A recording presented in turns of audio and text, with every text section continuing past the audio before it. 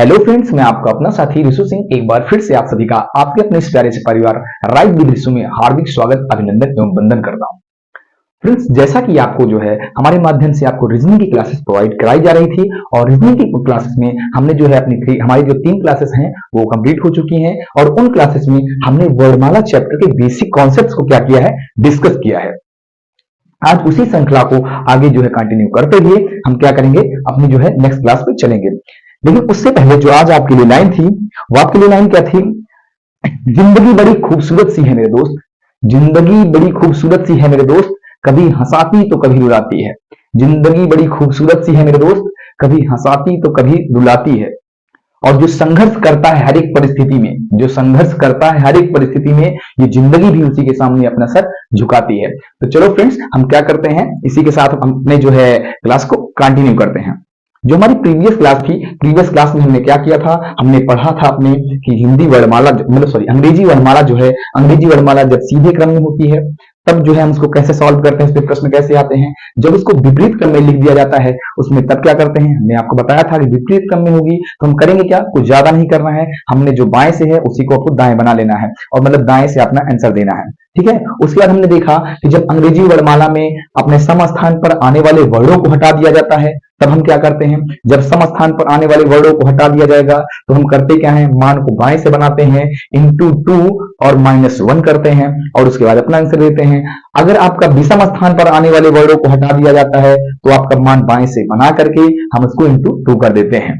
उसके बाद हमने अपना जो नेक्स्ट कॉन्सेप्ट डिस्कस किया था वो हमारा नेक्स्ट कॉन्सेप्ट क्या था, नेक्स्ट कॉन्सेप्ट ये था कि जब अंग्रेजी वर्णमाला को हमने कहा भाई देखिए प्लेस वैल्यू के आधार पर हो गया था, अब हमने कहा कि इनके अर्धांश के आधार पर, तो अर्धांश के आधार पर जो हमारा पहला टॉपिक बनता था वो बनता था कि अगर अंग्रेजी वर्णमाला के प्रथम अर्धांश को, प्रथम अर्धांश भाई होता कहां से कहां तक था, तो जो हमारा फर्स्ट हाफ यानी प्रथम अर्धांश होता था वो होता था ए से लेकर एम तक, यानी एक से प्लेस वैल्यू 1 से लेकर के प्लेस वैल्यू 13 तक, यानी 1 से लेकर 13 तक के जो आपके जो है अक्षर होते हैं वो पहले आप में आते हैं और द्वितीय अर्धांश में आपके आते हैं 14 से लेकर 26वें तक के अक्षर जो है। तो पहले अर्धांश को हमने डिस्कस कर लिया था।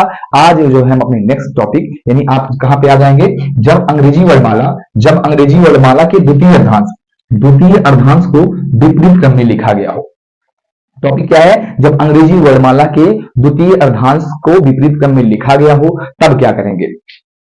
अच्छा, इसका मतलब आप समझ पा रहे होंगे आई होप, इसमें चीजें होंगी क्या, ए से लेकर एम तक इसमें कोई परिवर्तन नहीं होगा क्योंकि परिवर्तन दूसरे अर्धांश में हुआ है। दूसरा अर्धांश एन से जेड तक होता है तो इसमें परिवर्तन होगा, तो मतलब जेड यहाँ पे और एन यहाँ पे आ जाएगा। ऐसी बात है ना भाई, तो ये आपको चीजें समझ में आई होंगी। अच्छा, हमने प्रीवियस क्लास में एक बात और डिस्कस किया था कि हमने कहा था कि अगर प्रथम अर्धांश को विपरीत क्रम में लिखा जाता है और मान हमारा वो 13 या 13 से कम आता है, 13 या 13 से कम आता है तो हम 14 से घटाते हैं। 14 से क्यों घटाते हैं ये भी मैंने आपको बताया था।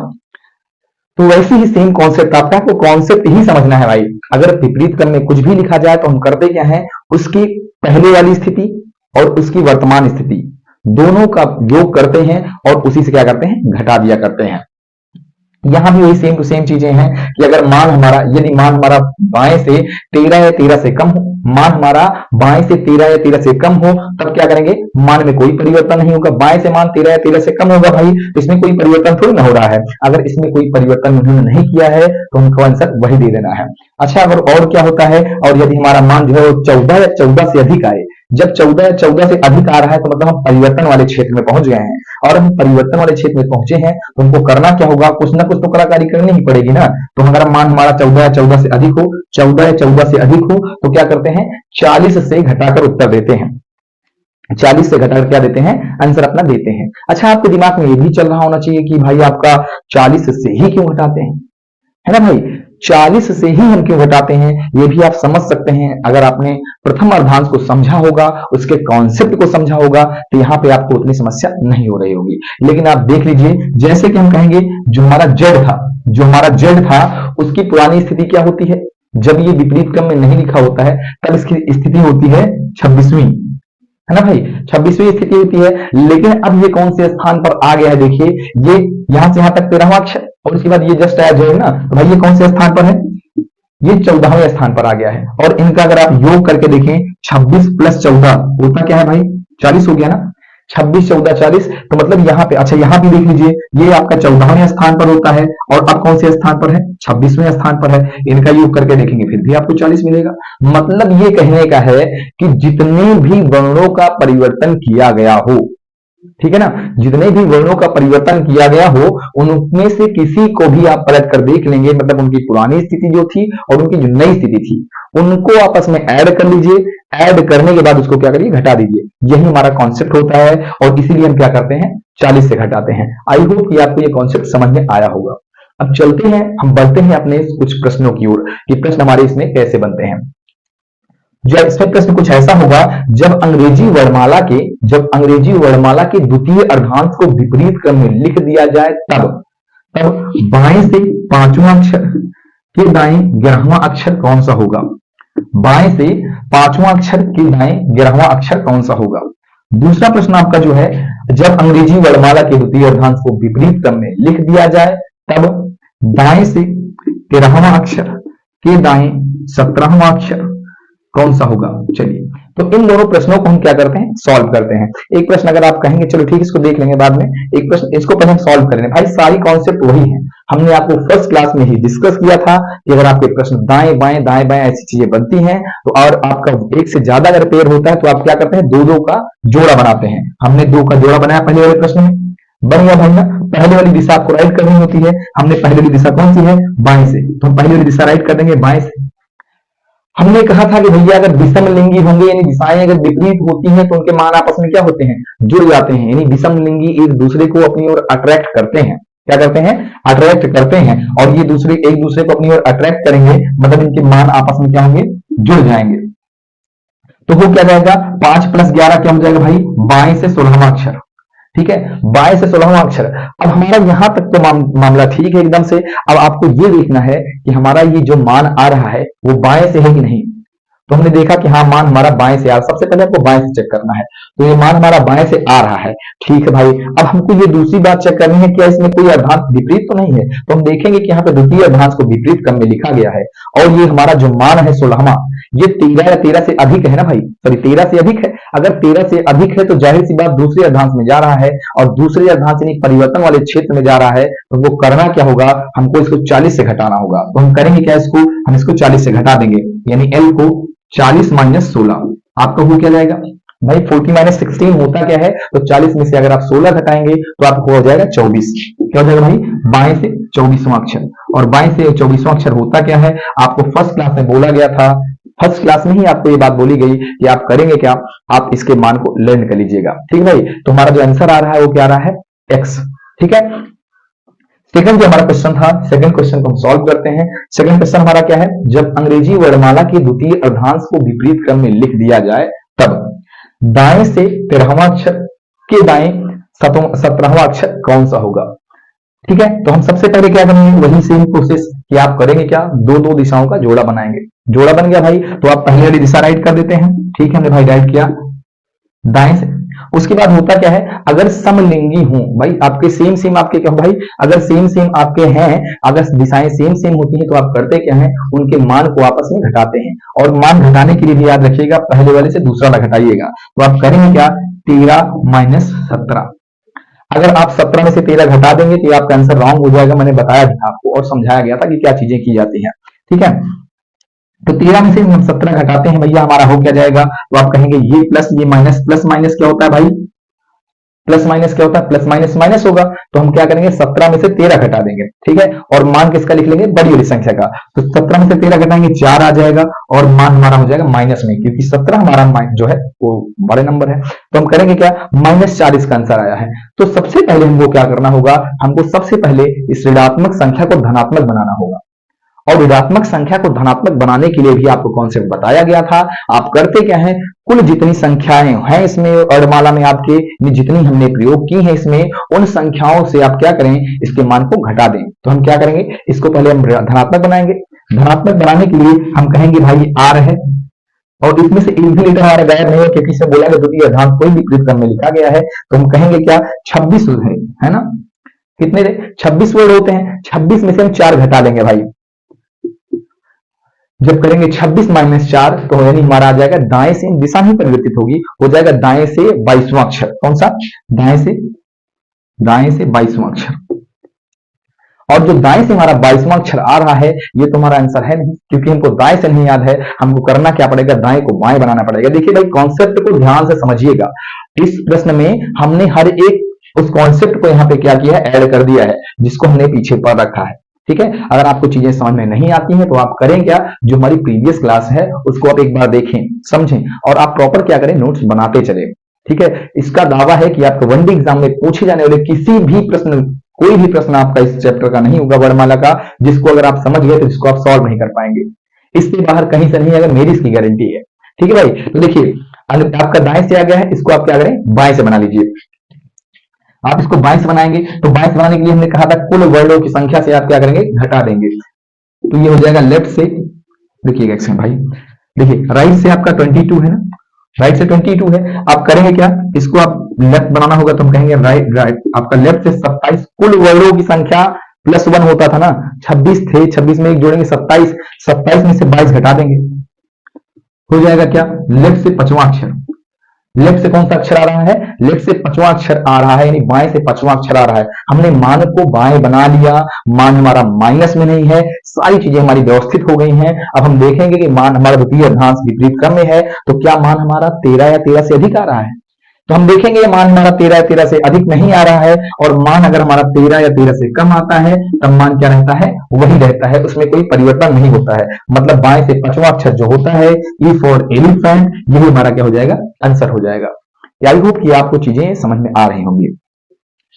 ठीक है, तो भाई करते क्या है, अगर आपको ये चीजें समझ में आई हो तो आपके लिए एक दो प्रश्न है, जो आपका प्रश्न यानी आपका जो होमवर्क होगा उसका आंसर आपको पता है कि आपको क्या करना है, आपको उसका आंसर कमेंट बॉक्स में राइट कर देना है। अच्छा, एक प्रश्न आपसे पूछ ही ले रहे हैं, इसके पहले ओरली थोड़ा सा ऐसा हो जाए, हमने पहली बार अपनी क्लास में डिस्कस किया था, जैसे हमने यहाँ पे कहा समलिंगी और विषमलिंगी, हमने आपको बताया था कि मेल फीमेल की ओर और फीमेल मेल की ओर अट्रैक्ट होती है, क्यों, इसका आंसर आप कमेंट बॉक्स में राइट कर देंगे। ठीक है भाई, चलिए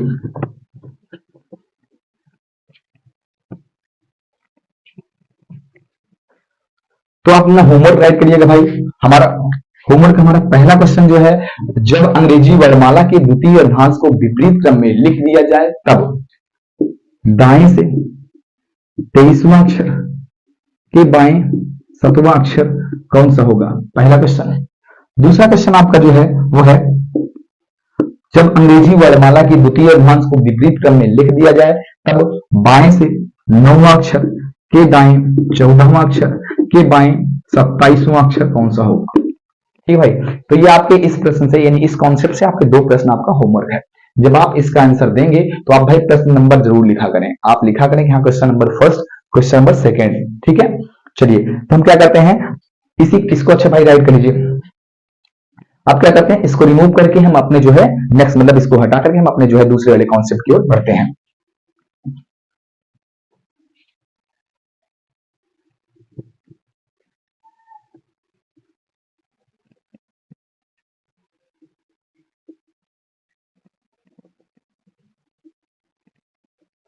चलिए, तो हमारा नेक्स्ट टॉपिक जो है वो नेक्स्ट टॉपिक क्या है, जब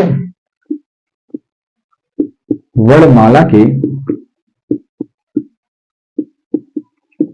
दोनों अर्धांश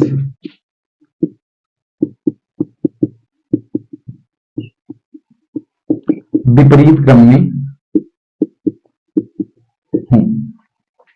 मतलब है क्या, जब वर्णमाला, नेक्स्ट हमारा टॉपिक क्या है, नेक्स्ट टॉपिक है जब अंग्रेजी वर्णमाला के दोनों अर्धांश को विपरीत क्रम में लिख दिया गया हो। मतलब कहने का क्या है, मतलब यह है एम से शुरू करके ए तक, ये प्रथम अर्धांश विपरीत क्रम में हो गया भाई, और द्वितीय अर्धांश जो हमारा है वो जेड से स्टार्ट होकर एन तक, ये भी आपका विपरीत क्रम में हो।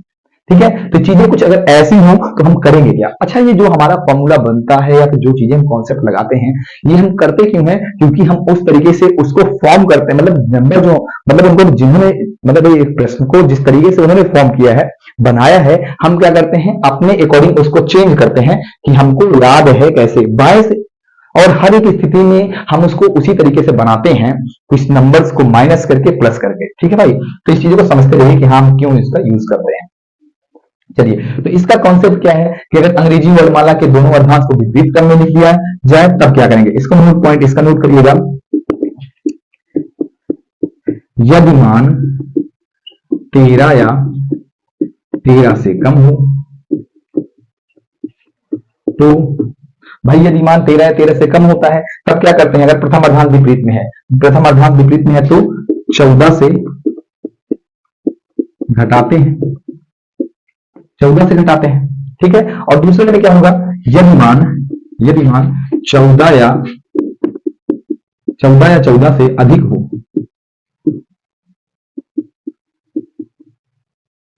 तो किससे घटाएंगे भाई, 40 से, है ना, 40 से घटाते हैं।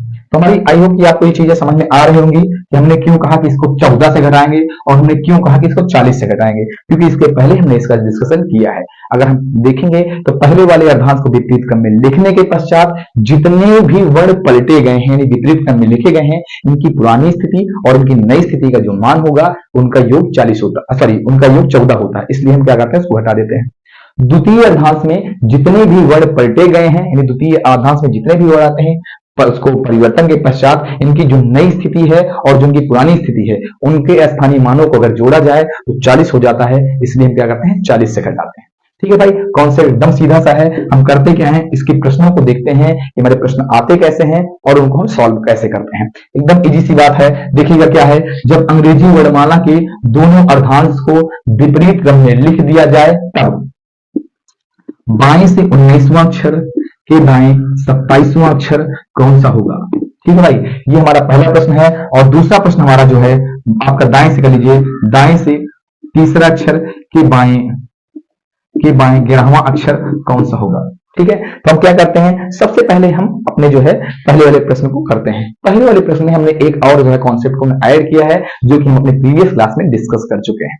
ठीक है, अच्छा, हम हर एक कॉन्सेप्ट को डिस्कस इसलिए कर रहे हैं कि जिससे कि क्या हो, वो चीजें हमारे माइंड में चलती रहें, रिवाइज करते रहें हम उसको बार बार। और चीजें क्या करती हैं, माइंड में अगर आप एक बार सेट हो जाती हैं, कॉन्सेप्ट अगर आप समझ जाएंगे तो आप कभी जिंदगी में नहीं भूलेंगे। ठीक है, अगर आप रटने का प्रयास करेंगे कि 27 से घटाते हैं, 24 से घटाते हैं, 14 से घटाते हैं, 16 से घटाते हैं, क्यों घटाते हैं आप इनको जानिए।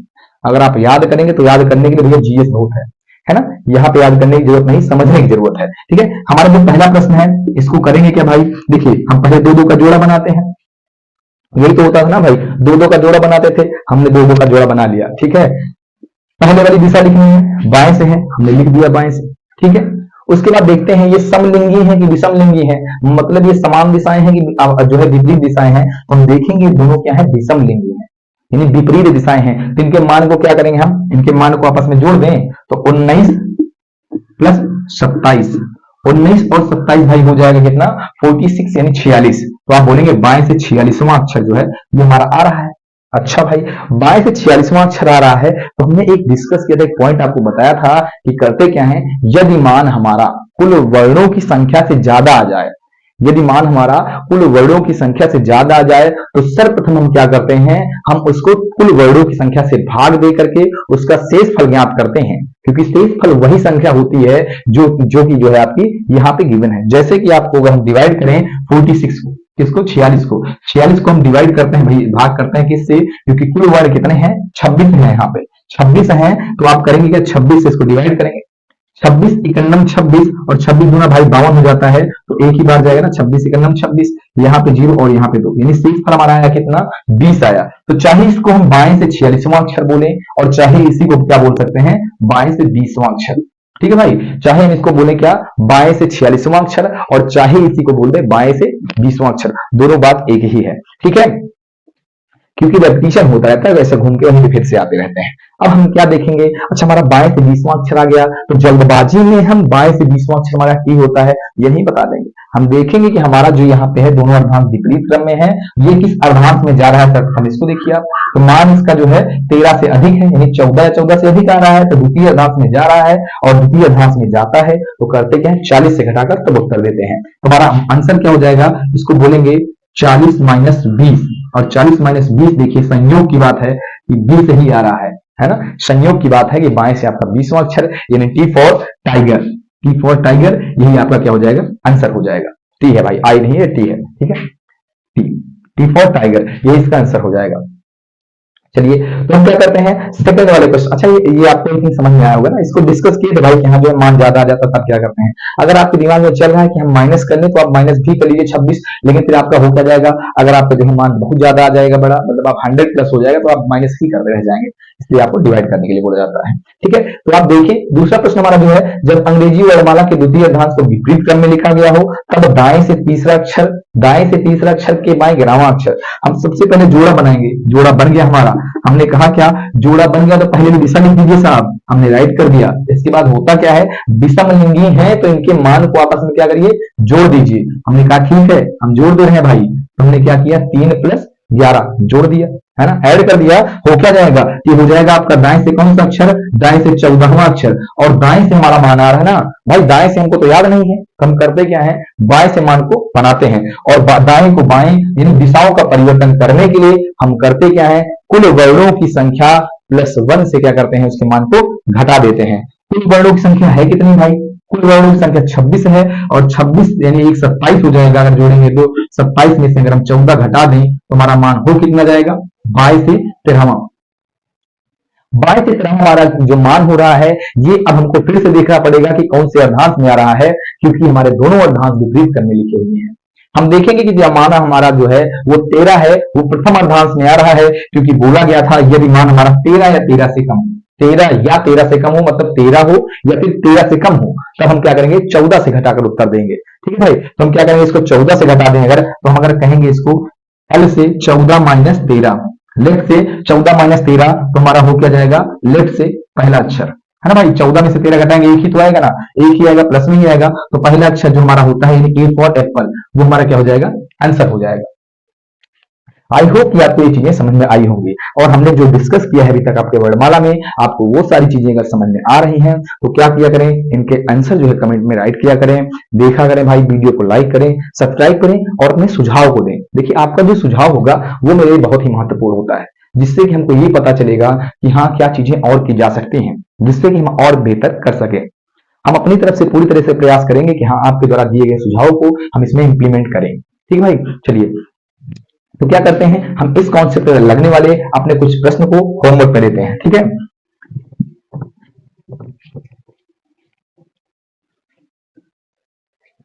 भाई प्रश्न को नोट डाउन करिएगा। जब अंग्रेजी वर्णमाला के दोनों अर्धांश विपरीत क्रम में हो, तब दाएं से 24वां अक्षर के दाएं 7वां अक्षर के बाएं 9वां अक्षर कौन सा होगा। ठीक है, उसके बाद बाएं से 11वां अक्षर के दाएं 13वां अक्षर के दाएं 29वां अक्षर कौन सा होगा। ठीक है भाई, ये 2 प्रश्न इसके जो है क्या रहते हैं, आज के आपके होमवर्क रहते हैं।